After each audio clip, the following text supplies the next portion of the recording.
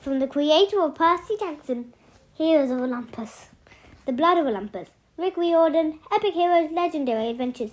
This is the stuff of Legends Guardian. Chapter 1. Jason. Jason hated being old. His joints hurt, his legs shook as he tried to climb the hill. His lungs rattled like a box of rocks. He couldn't see his face, thank goodness, but his fingers were gnarled and bony. Bulging blue veins webbed the backs of his hands. He even had that old man smell, mothballs and chicken soup. How was that possible? He's gone from 16 to 75 in a matter of seconds. But the old man smell happened instantly, like, boom, congratulations, you stink. Almost there, Piper smiled at him. You're doing great.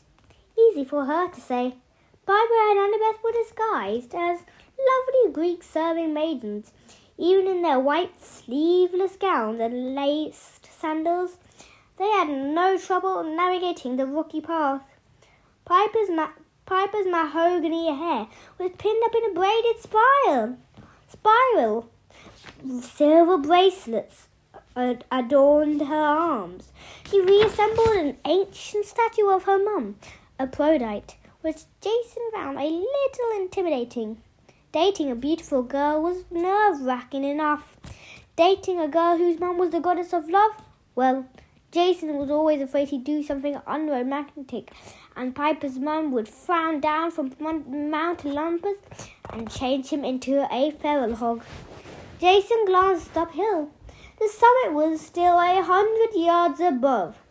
Worst idea ever. He leaned against a cedar tree and wiped his forehead. Hazel's magic is too good. If I have to fight, I'll be useless. It won't come to that, Annabeth promised. She looked uncomfortable in her serving maiden outfit. She kept hunching her shoulders to keep the dress from slipping. Her pinned-up blonde bun had come undone in the back of her hair, and her hair dangled like long spider legs. Knowing her hatred of spiders, Jason decided not to mention that. We infiltrate the palace, she said. We get information we need and we get out. Piper set down her amphora, the tall ceramic wine jar in which her sword was hidden. We can rest for a second.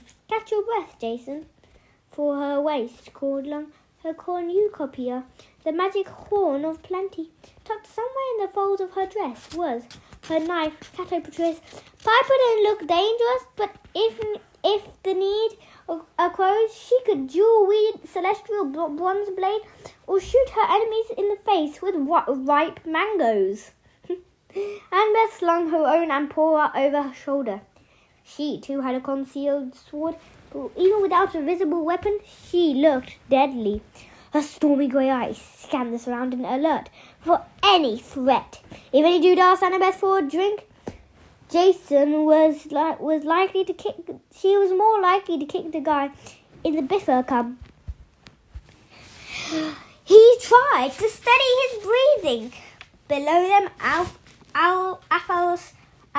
Aphilus Bay glittered the water so blue it might have been dyed with food colouring. A few 100 yards offshore, the Argo too rested at anchor. Its white sails looked no bigger than postage stamps. Its 90 oars like toothpicks.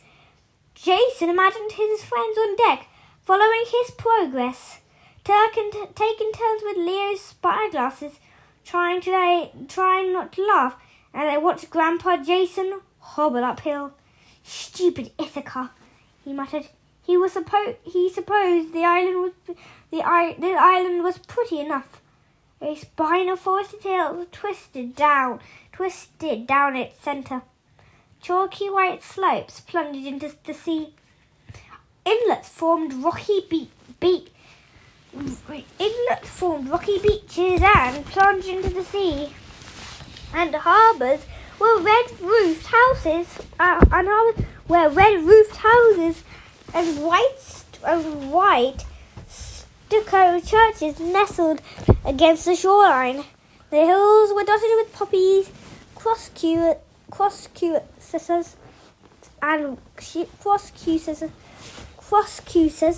and wild cherry trees. The breeze smelled of blooming myrtle. All very nice, except the temperature was about 105 degrees. The air was as steamy as a Roman bathhouse. It would have been easy for Jason to control the winds and fly to the top of the hill, but no. For the sake of stealth, he had to struggle along as an old dude with bad knees and chicken soup stink. He thought about his last climb 2 weeks ago when Hazel and he had faced the bandit Syrian on the cliffs of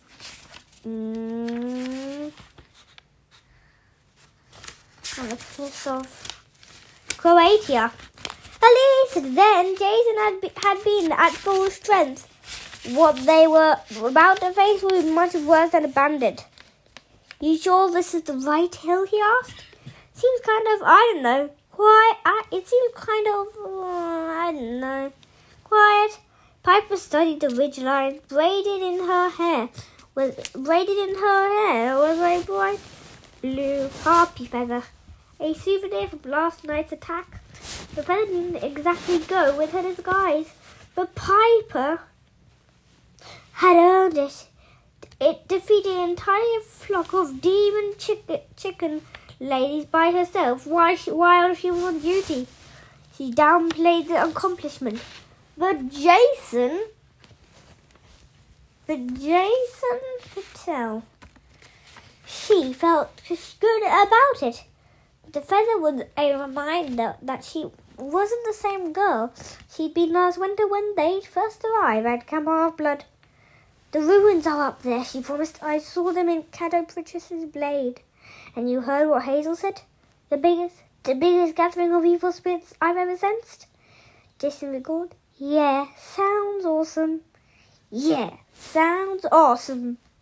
After battling through the underground temple of Hades, the last thing Jason wanted was to deal with more evil spirits. But the fate of the quest was at stake. The crew of the Argo, too, had a big decision to make. If they chose wrong, they would fail and the entire world would be destroyed. Piper's blade has Hazel's magical senses, and Annabeth's instincts all agreed. The answer lay here in Ithaca, at the ancient palace of Odysseus, where all the evil spirits had gathered to await to Gaia's orders. The plan was to sneak among them, learn what was going on, and decide the best course of action. Then get out, preferably alive. Annabeth readjusted her golden belt. Golden belt. I hope our disguises will hold up. The suitors were nasty customers when they were alive. If they found out we're demigods, Hazel's magic will work, Piper said. Jason tried to believe that. The suitors, 100 of the greediest evil cutthroats who ever lived, when Odysseus, the Greek king of Ithaca, went missing after the Trojan War, this mob of beardless princess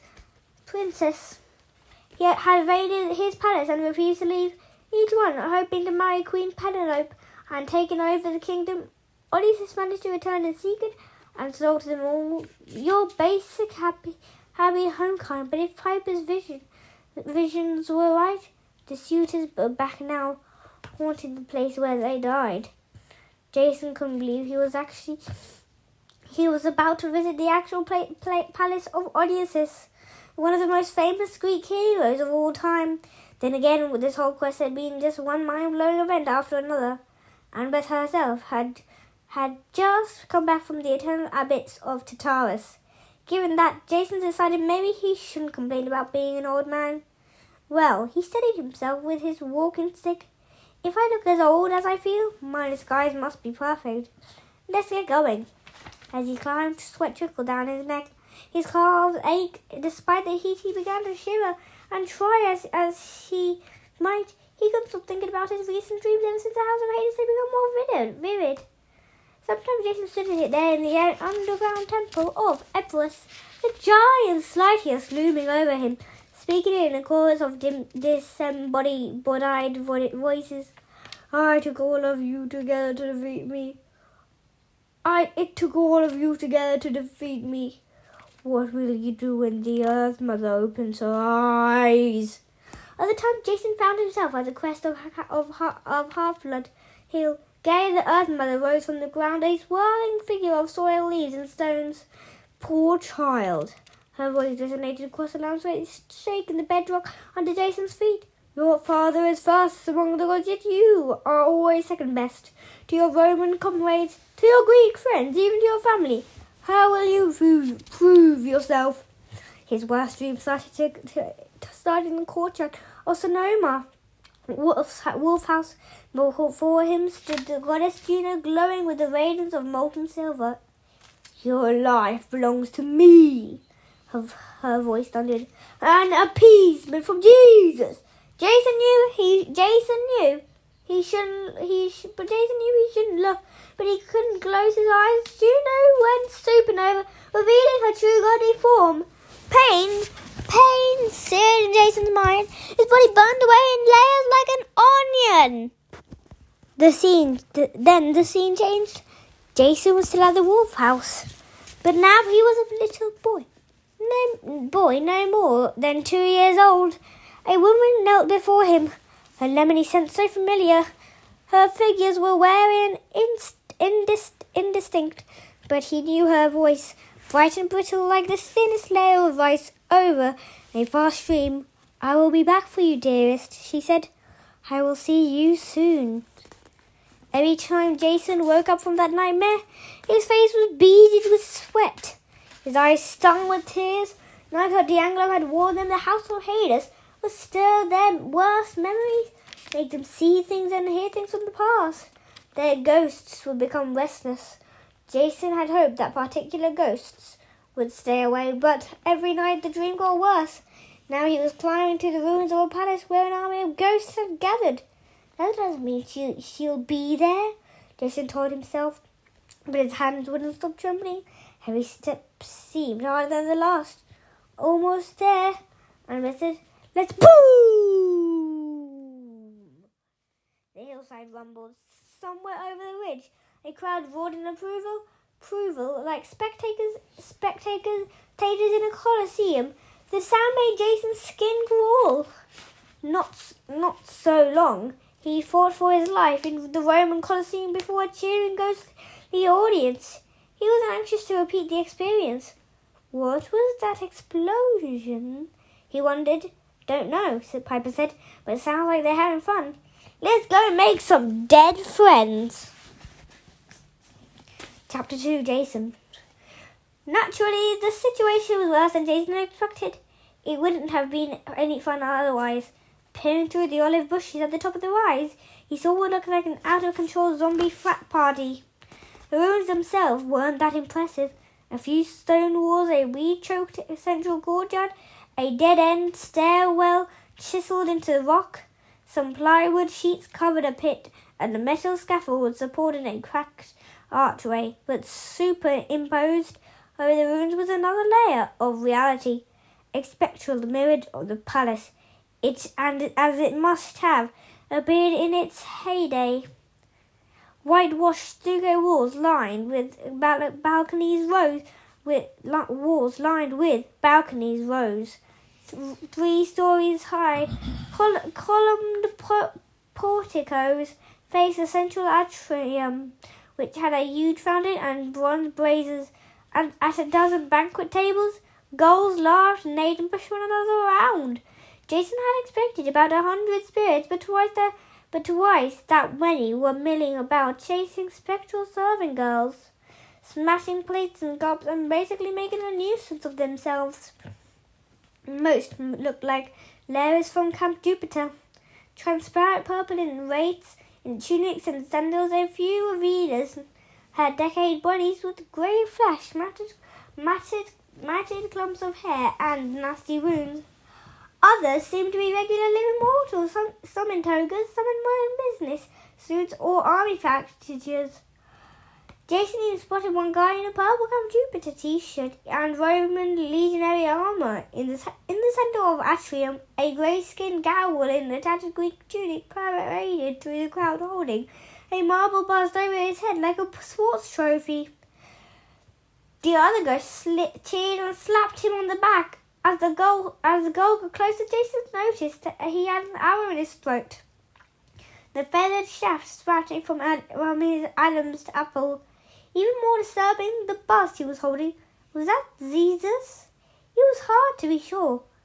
Most Greek god statues look similar, but the bearded, glowing face reminded Jason very much of the giant hippie Jesus in Cabin 1 at Camp Half-Blood.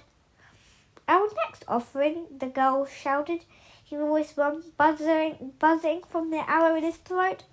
Let us feed the earth, mother. Partiers yelled and pounded their cups. The girl made his way to the central fountain. The crowd parted and Jason realized the fountain was filled with water.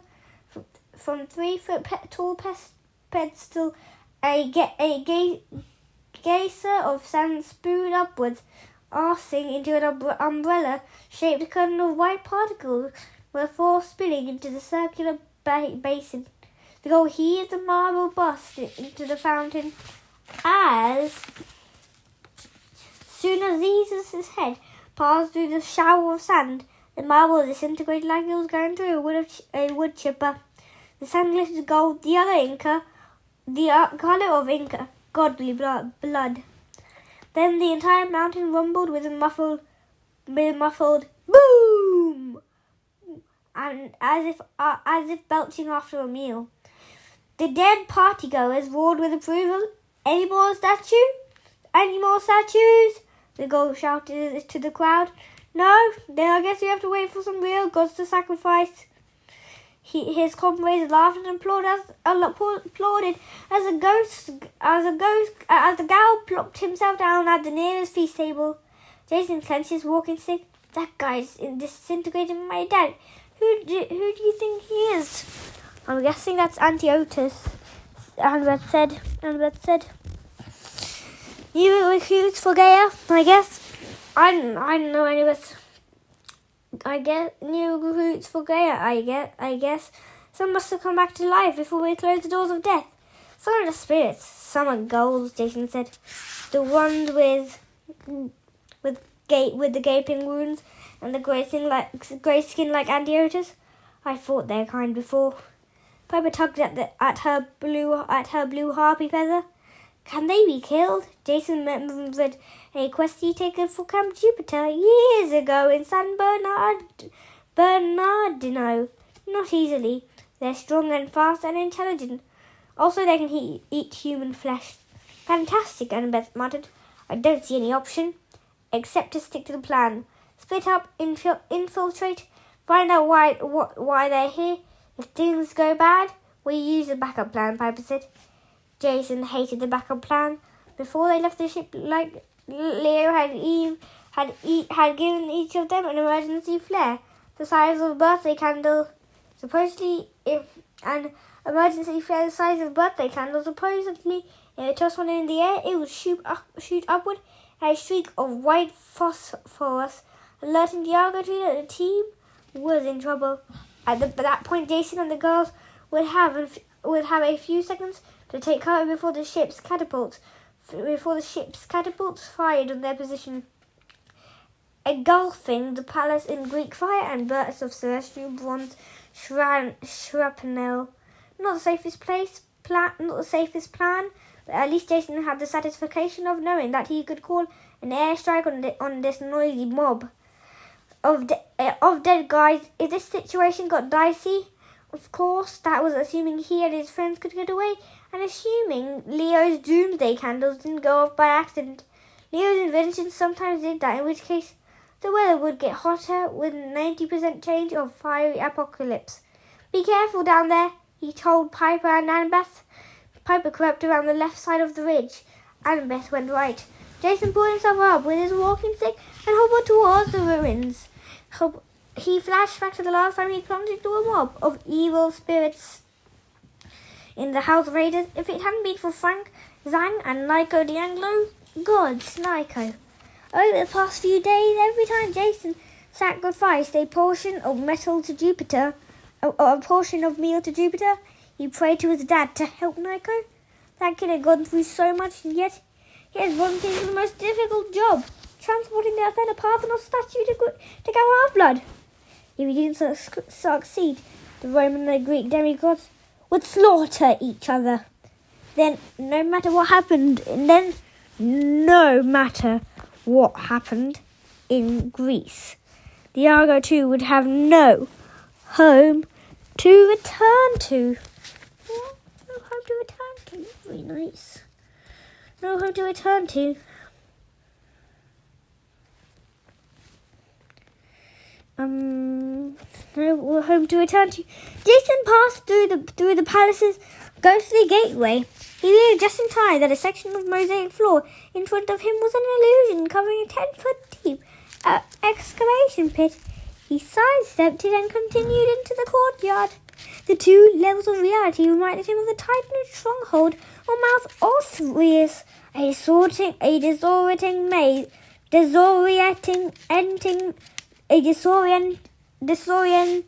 disorienting maze of black marble walls that randomly melted into shadow and solidified again. At least during the fight, Jason had 100 legionnaires at his side. Now all he had was an old man's body, a stick, and two friends in slinky dresses. 40 feet ahead of him, Piper moved through the crowd, smiling and filling wine glasses. So ghostly revealed as if she wasn't afraid, she didn't show it. So far the ghosts weren't paying her any special attention. Hazel's magic must have been working. Over on the right, Annabelle collected empty plates and goblets. She wasn't smiling. Jason remembered the talk he'd had with Percy before leaving the ship. Percy had stayed aboard to watch for threats from the sea, but he hadn't liked the idea of Annabelle going on his expedition without him, especially since it would be the first time they were apart since returning from Tartarus. He'd pull Jason aside. "Hey man, Annabelle would kill me if I suggested she needed anyone to protect her." Jason laughed. "Yeah, she would. But look out for her, okay?" Jason squeezed his friend's shoulder. "I make sure she gets back to you safely." Now Jason wondered if he could keep that promise. He reached the edge of the crowd. A raspy voice cried, "Iris!" Antionus, the girl with the arrow in his throat, was staring right at him. "Is that you, old beggar?" Hazel's magic did its work. Cold air rippled across Jason's face as the mist subtly altered his appearance, showing the suitors what they expected to see. "That's me," Jason said. Iris. A dozen more ghosts turned towards him. Some scowled and gripped the hilts of their glowing purple swords. Too late. Jason wondered if Iris was an enemy of theirs, but he'd already committed to the part. He hobbled forward, putting on his best cranky old man expression. "Guess I'm late to the party. I hope you saved me some food." One of the ghouls sneered in disgust. "Ungrateful old panhandle. Should I kill him, Antionus?" Jason's neck muscles tightened. Antionus regarded him for 3 counts and chuckled. "I'm in a good mood today. Come, Iris, join me at my table." Jason didn't have much choice. He sat across from Antionus, while more ghosts crowded around the railing, as if they expected to see a particular vicious arm wrestling contest.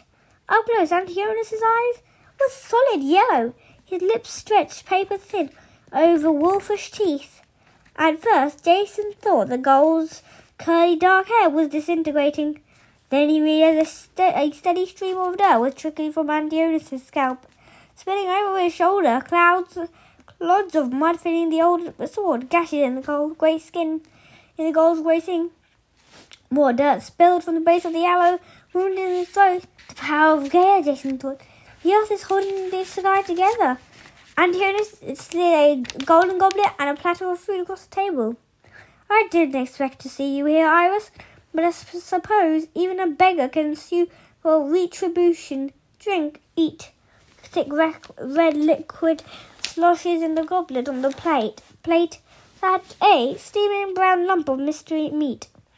Jason's stomach rebelled. Even if the gold food didn't kill him, his vegetarian girlfriend wouldn't kiss him for a month.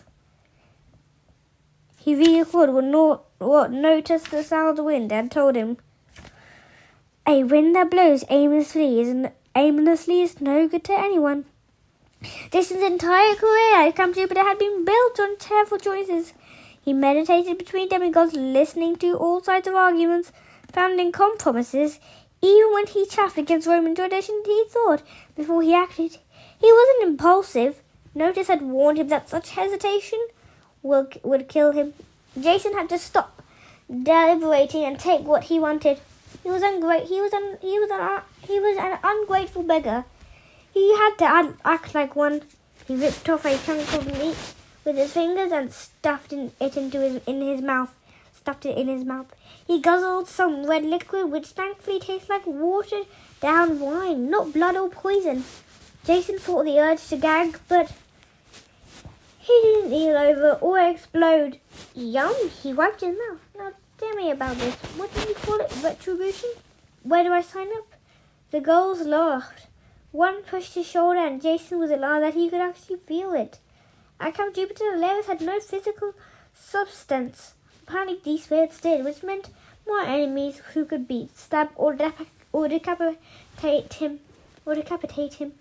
And Jonas leaned forward. "Tell me, Iris, what do you have to offer? We don't need to run messages for us like in the old days.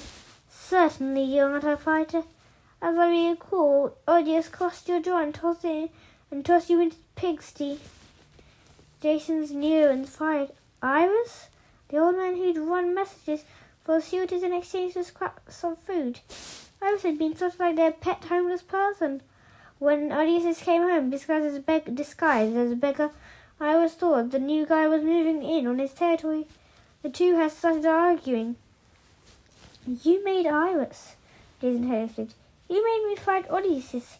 You bet money on it, even when Odysseus took off his shirt and you saw how muscular he was. You still made me fight him. You didn't care if I lived or died." Antigonus bared his pointed teeth. "Of course I didn't care. I still don't. But you're here, so Gare must have a reason to allow you back into the mortal world. Tell me, why are you worthy of a share in our spoils?" "What spoils?" Antigonus spread his hand. "The entire world, my friend. The first time we met here, we were only after Odysseus' land, his money and his wife. Especially his wife." A bold ghost in ragged clothes elbowed Jason in the ribs. That Penelope was a hot little honey cake. Jason caught a glimpse of Piper serving drinks at the next table. She discreetly put her finger to her mouth in a gag-me gesture, then went back to flirting with dead guys. Antigonus sneered. "Eurymachus, you whining coward! You never stood a chance with Penelope. I remember you blubbering. I'm pleading for your life with Odysseus, blaming everything on me. Lot of good it did to me." Eurymachus lifted his tattered shirt, revealing an inch-wide hole in the middle of his spectral chest. Odysseus shot me in the heart just because I wanted to marry his wife. At any rate, Antigonus turned to Jason. "We have gathered now for a much bigger prize. Once Gaia destroys the gods, we will divide upon on the remnants of the mortal world. The gods will divide up the dibs on London," yelled a gold at the next table. "Montreal," shouted another. "Doloth," yelled a third, which momentarily stopped the conversation as the other ghosts gave him a confused look. The meat and the wine turned to lead in Jason's stomach. "What are the rest of these guests? I count at least 200. Half of them are new to me." Antigonus's yellow eyes gleamed. "All of them are suitors for Gaia's favourites. All have claims. All have claims and grievances against their gods. all their pet heroes. The scoundrel over there is Hippias, former of Tarant of Athens. He got deposed and sided with Persians to attack his own countrymen. No morals whatsoever. He'd do anything for power. Thank you, called Hippias. That rouge with the turkey leg in his mouth, Antigonus continued. That's Hasdrubal of Carthage. He has a grudge to settle with Rome. Said the Carthaginian. And Mitchell Varus? Jason choked. Who? Oh, by the sand fountain. The dark-haired guy in the purple t-shirt and the legionnaire armor turned to face them. His outline was blurred, smoking and indistinct, so Jason guessed he was some form of spirit. The legion tattoo on his forearm was clear enough. The letters spore the double-faced head of the god Janus, and 6 score marks for years of service. On his breastplate hung the badge of praetorship and the emblem of the 5th cohort. Jason had never met Mitchell Varus, the infamous praetor, had died in the 1980s. Still, Jason's skin crawled when he met Varus's gaze. Those sunken eyes seemed to bore right through Jason's disguise. Antigonus waved dismissively. He's a Roman demigod. Lost his legions in Eagle in Alaska, was it? Doesn't matter. Gare lets him hang out. He insists he has some insight into defeating Count Jupiter, but you, Iris, you still haven't answered my question. Why should you be welcome among us? Varus's dead eyes had unnerved Jason. He could feel the mist thinning around him. Him reacting to his uncertainty. Suddenly Annabeth appeared at Antigonus' shoulder. More wine, my lord? Whoops! She spilled the contents of a silver pitcher down the back of Antigonus' neck. Gah! The gold arched his spine. Foolish girl, who let you back from Tartarus? Titan, my lord. Annabeth dipped her head apologetically. May I bring you some moist towelettes? Your arrow is dripping. Begone! Annabeth caught Jason's eye. A silent message of support. Then she disappeared in the crowd. The girl wiped himself off, giving Jason a chance to collect his thoughts. He was Iris, former of messengers on Suitus. Why would he be here? Why should they accept him? He picked up the nearest steak knife and stabbed it into the table, making ghosts around him jump. Why should you welcome me? Jason growled. Because I'm still running messages, you stupid wretches. I've just come from the House of Raiders to see what you're up to. The last part was true, and it seemed to give Antigonus pause. The girl glared at him, wine still dripping from the arrow shaft in his throat. You expect us to leave? Gaia sent you, a beggar, to check up on us. Jason laughed. I was among the last to leave Epirus before the doors of death were closed. I saw the chamber where its lightiest stood guard on a domed ceiling tiled with tombstone. I walked the jewel and bone floors of the necromantian. That was also true.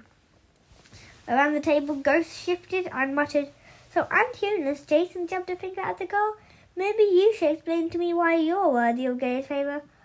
All I see is a crowd of lazing, dawdling, dead folk enjoying themselves and not helping the war effort. What should I tell the Earth Mother? From the corner of his eye, Jason saw Piper flash him an approving smile. Then she returned her attention to a glowing purple Greek dude who was trying to make her sit on his lap. Antigonus wrapped his hand around the steak knife Jason had impaled in the table. He pulled it free and studied the blade. If you come from Gaia, you must know we are here under orders for decreed it. If you come from Gaia, you must know we are here under orders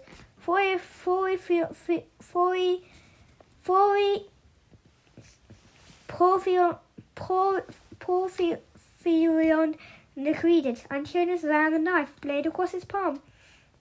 Instead of blood, dry dirt spilled from the cut. You do know, Fortune. Jason struggled to keep his nausea under control.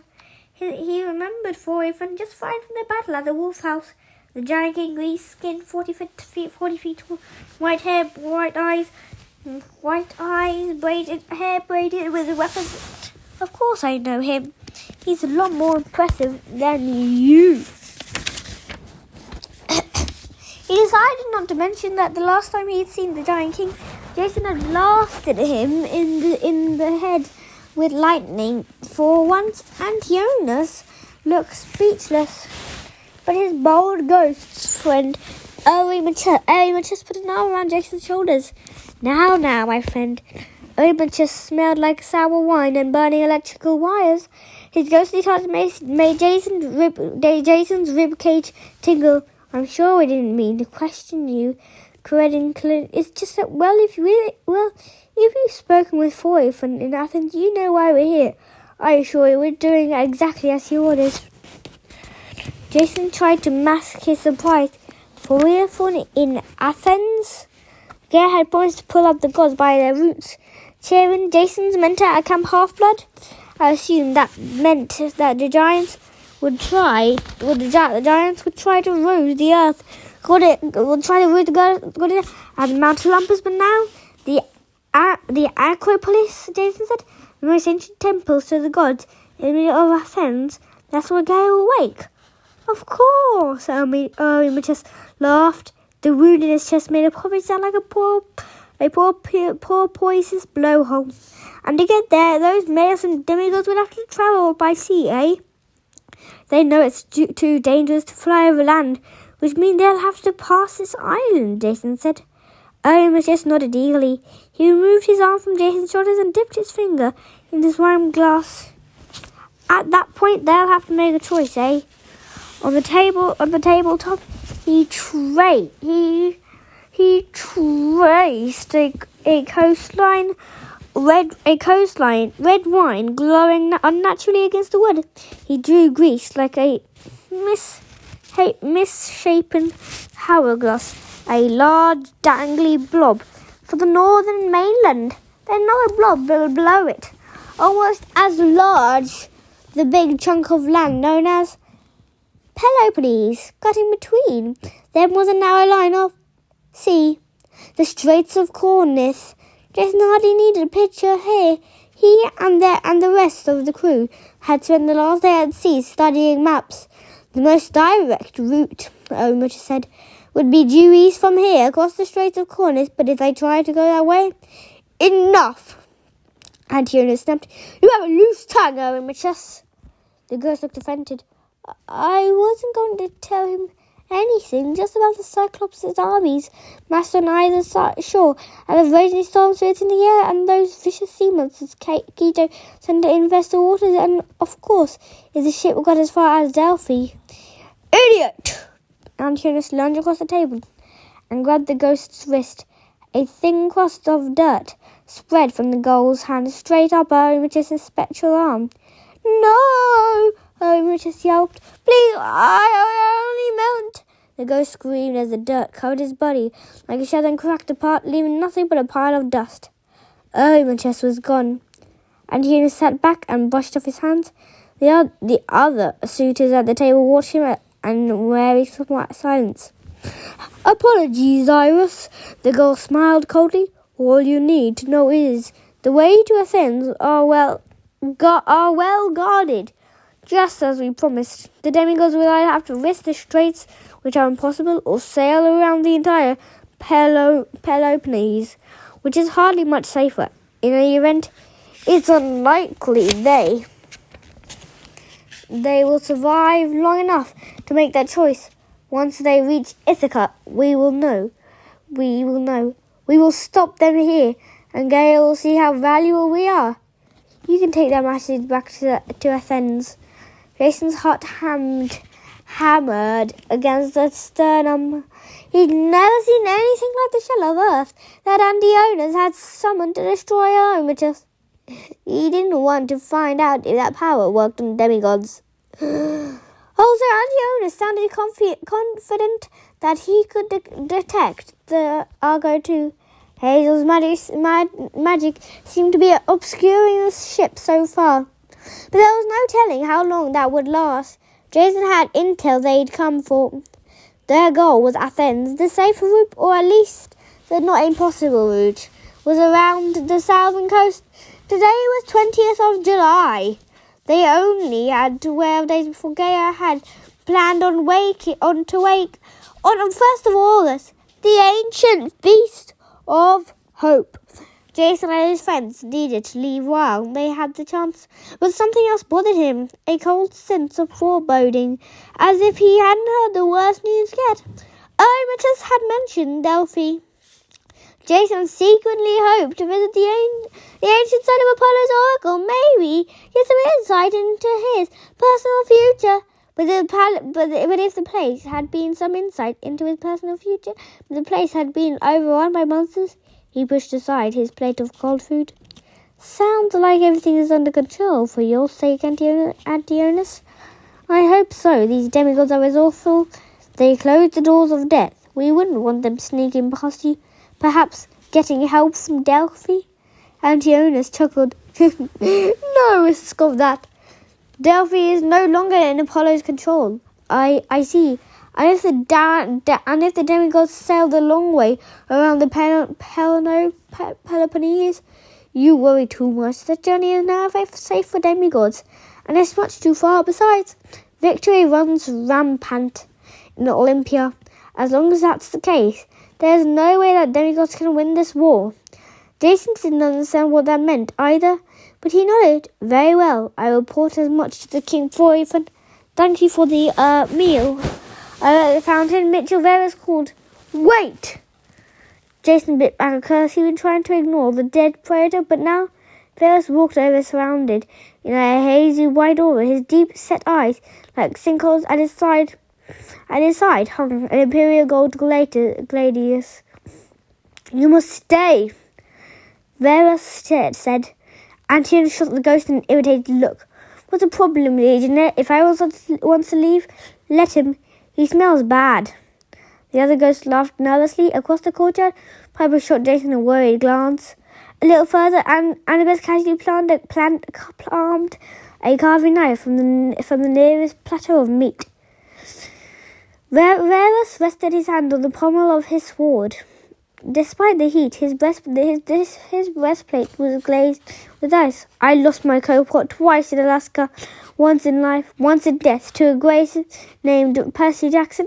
Still, I've come here to answer Gaia's call. Do you know why?" Jason swallowed. "Stubbornness." "This is a place of longing," Varus said. "All of us are drawn here, sustained not only by Gaia's power, but also by our strongest desires. Olympus's greed and Antionus' cruelty." "You flatter me," the gull muttered. "Hasdrubal's hatred," Varus continued. "Hippias's bitterness, my bishop. And you, Iris, what has drawn you here? What does a beggar most desire? Perhaps a home?"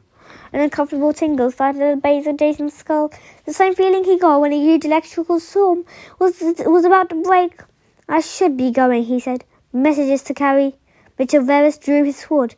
"My father is Janus, the god of two faces. I'm used to seeing through masks and deception. Do you know, Iris, why we are so sure the demigods will not pass the island undetected?" Jason silently ran through his repertory of Latin curse words. He tried to calculate how long it would take him to get out his emergency fare and fire it. Hopefully, he could buy enough time for the girls to find shelter before this mob or dead guy slaughtered him. He turned to Antionus. "Look, are you in charge here or not? Maybe you should muzzle your Roman." The girl took a deep breath. The arrow rattled in his throat. But this might be entertaining. Go on, Varus." The dead praetor raised his sword. "Our desires reveal us. They show us for who we really are. Someone has come for you, Jason Grace."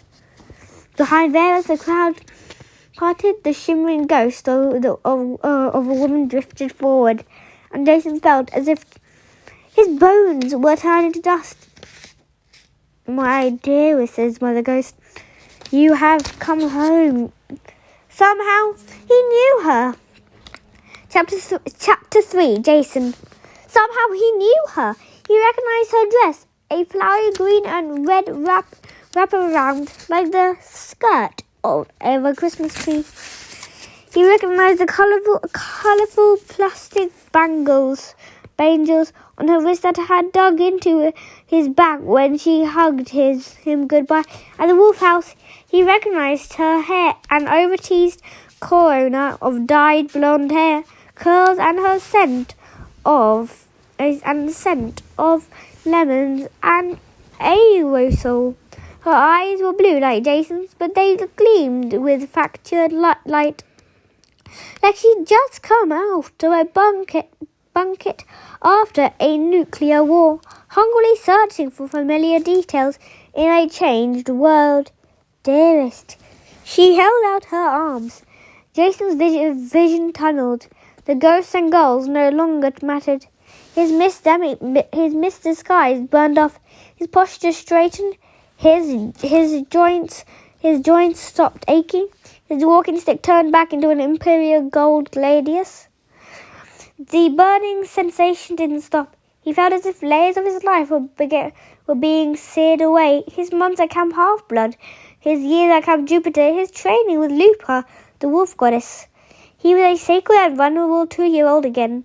Even the scar on his lip from when he tried to eat a stapler as a toddler stung like a fresh wound. Mum, he managed. Yes, dearest. Yes, dearest. Her image flickered. Come, embrace me. You're not real. Of course she is real. Mitchell Veris's voice sounded far away. Did you think Gale would let such an important spirit languish in the underworld? She is your mother, Burly Grace, star of television, sweetheart to the king of Olympus, who rejected her not once but twice in both his Greek and Roman aspects. She deserved justice as much as any of us. Jason's heart felt wobbly. The stewardess crowded around him, watching. I'm their entertainment, Jason realized. The ghost probably found this more amusing than 2 beggars fighting to the death. Piper's voice cut through the buzzing in his head. Jason, look at me. She stood 20 feet away, holding her ceramic amphora. Her smile was gone. Her gaze was fierce and commanding, and as impossible to ignore as the blue harpy feather in her hair. That isn't your mother. Her voice is working some kind of magic on you, like Charmseek, but more dangerous. Can't you sense it?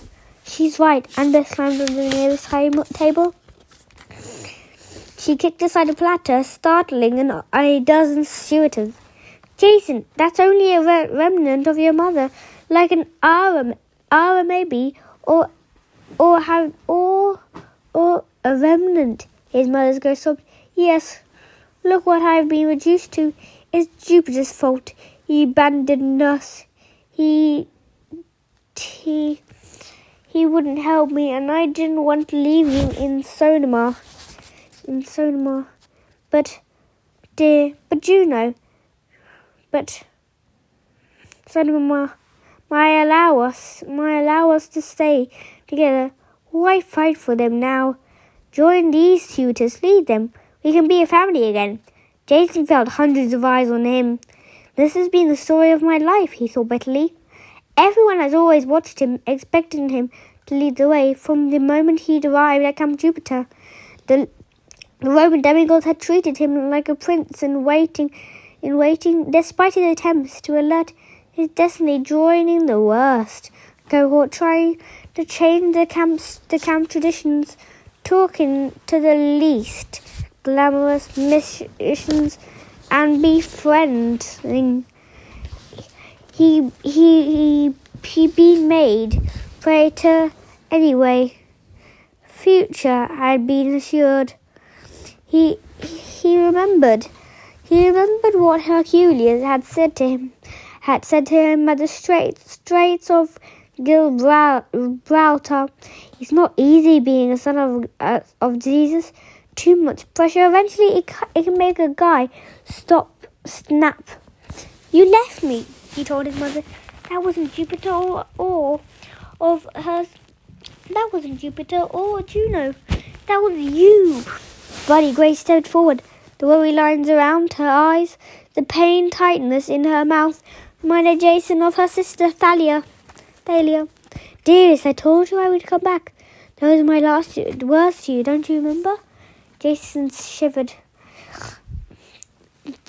In the ruins of the wolf house, his mother had hugged him one last time. She had smiled, but her eyes were full of tears. It's all right, she had promised. But even as a little kid, Jason had known it wasn't all right. Wait here, I will be back for you, dearest. I will see you soon. But she didn't come back. She hadn't come back. Instead, Jason had wandered the ruins, crying and alone, calling for his mother and for Thalia, until the wolves came for him. His mother's unkept promise was at the core of who he was. He'd built the whole life around the irritation of her words. But the grain of sand at the center of a pearl, people lie, promises are broken. That was why, as much as it chafed him, Jason followed rules. He kept his promises. He never wanted to abandon anyone that way.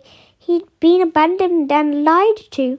Now his mum was back, erasing the one certainty Jason had about her, that she'd left him forever. Across the table, Antionus raised his goblet. So pleased to meet you, son of Jupiter. Listen to your mother. You have made grievance against the gods. Why not join us? I gather these two serving girls are your friends. You'll spare them. You wish to have your mother reign in the world? We can do that. You wish to be a king? No.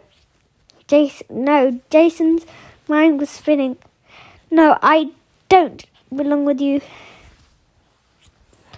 Mitchell Varys regarded him with cold eyes. Are you so sure of my persuader? Even if you defeat the giants and the Gaia, will you return home like Odysseus did? Whereas your home was now with the Greeks, Romans, no one would accept you, and if you get back, who's to say you won't find you in the ruins like this? Jason scanned the palace courtyard. Without the illusory balconies and colonnades, there was nothing but a heap of rubble on a barren hilltop. Only the fountain seemed real, spewing forth sand like a reminder of Gaia's limitless power. You were a legion officer, he told Varys. Leader of Rome. So are you, Varys said. Loyalties change. You think I belong with this crowd? Jason asked. A bunch of dead losers waiting for a free handout from Gaia, whining that the world owes them something. Around the courtyard, ghosts and ghouls rose 30 feet and drew weapons. Beware, Piper yelled at the crowd. Every man in this palace is your enemy. Each one will stab you in the back at the first chance. Over the last few weeks, Piper's chancellery had become truly powerful. She spoke the truth and the crowd believed her. She looked sideways at one another, hands clenching the hilts of their swords. Jason's mother stepped towards him. Dearest, be sensible. Gear up your quest. Drago, too, could never make the trip to Athens, even if it did. There's a matter of the Athens, but Parthenos. A tremor passed through him. What do you mean? What do you mean? Don't find ignorance, my dearest. Gaia knows about your friend Rhaena and Nico, the son of Hades, and the Satyr hedged to kill them. The Earth Mother has sent her most dangerous son, the hunter who never rests. But you don't have to die. The ghouls and ghosts closed in, 200 of them facing Jason in anticipation, as if he might lead them into the to the national anthem. The hunter who never rests. Jason didn't know who that was, but he had to warn Ray and Nico, which meant he had to get out of here alive. He looked at Annabeth and Piper. Both stood ready, waiting for his cue. He forced himself to meet his mother's eyes. She looked like the same woman who'd abandoned him in the Sonoma woods 14 years ago, but Jason wasn't a toddler anymore. He was a battle veteran, a demigod who'd faced death countless times. And what he saw in front of him wasn't his mother, at least not what his mother should be. Caring, loving, selflessly protective. A remnant, Annabeth had called her. Mitchell Varus had told him that the spirit here was sustained by her strongest desires. The spirits of Burley, sustained by her strongest desires. The spirit of Burley, Grace, literally glowed with need. Her eyes demanded Jason's attention. Her arms reached out, desperate to possess him. "What do you want?" he asked. "What brought you here?" "I want life," she cried. "Youth, beauty. Your father could have made me immortal. He could have taken me to Olympus, but he abandoned me. You can set things right, Jason. You are my proud warrior." Her lemony scents turned acid, as if she was starting to burn. Jason remembered something Talia had told him. Their mother had become increasingly unstable until her despair had driven her crazy. She had died in a car accident, the result of her driving while drunk. The watered wine in Jason's stomach churned. He decided that if he lived through this day, he would never drink alcohol again. "You're a mania," Jason decided, the word coming to him from his studies at Camp Jupiter long ago. "A spirit of insanity. That's what you've been reduced to." "I am all that remains," Birdie Grace agreed. Her image flickered through a spectrum of colours. "Embrace me, son. I'm all you have left." The memory of the south wind spoke in his mind. "You can't choose your parentage, but you can choose your legacy." Jason felt he was being reassembled, one layer at a time. His heartbeat steadied. The chill left his bones. His skin warmed in the afternoon sun. "No," he croaked. He glanced at Annabeth and Piper. "My loyalties haven't changed. My family has just expanded. I'm a child of Greece and Rome." He looked back at his mother for the last time. I am no child of yours." He made the ancient sign of warding off evil. 3 fingers thrust out from the heart, and the ghost of Birdie Grace disappeared with a soft hiss, like a sigh of relief. Jason, with a look of lazy disgust. "Well then," he said, "I suppose we'll just kill you." All around Jason, the enemies closed in.